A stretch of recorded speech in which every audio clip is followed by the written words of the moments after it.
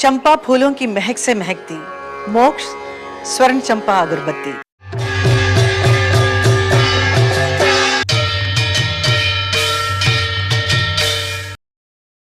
भगवान जगन्नाथ के 9 कलेवर के साथ जुड़ी हुई एक और परंपरा है और उस परंपरा का यह जीवन के अंतिम संस्कार के रूप में है। जैसा कि मैंने पूर्व निवेदित किया कि भगवान जगन्नाथ नया शरीर धारण करते हैं जिसका नाम 9 कलेवर होता है और उनके जो पुराने विग्रह होते हैं उनको सनातनी हिंदू धर्म परंपरा के आधार पर एक तरह से अंतिम दाह संस्कार होता है और वो अभी बाहर नहीं, मंदिर के अंदर ही एक व्यवस्था है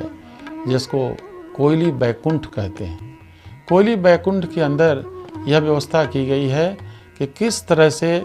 पुरानी विग्रहों को वहाँ पर जलाया जाए और जलाने की जो परंपरा होती है ठीक उसी तरह की परंपरा होती है जैसे शमशान घाट पर जिस तरह से अंतिम संस्कार किया जाता है,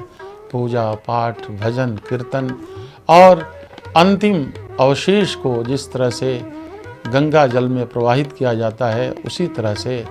उसके अंदर जो अवशेष बचता है उसे महोदधि में प्रवाहित किया जाता है। और यह परंपरा सदियों से चली आ रही है और यह मान्यता है कि भगवान जगन्नाथ एक मानव के रूप में जब जन्म लेते हैं तो एक मानव के रूप में शरीर का त्याग भी करते हैं और उस त्याग का अंतिम पड़ाव होता है कोयली बैकुंठ, जहाँ पर उनका अंतिम संस्कार बड़े ही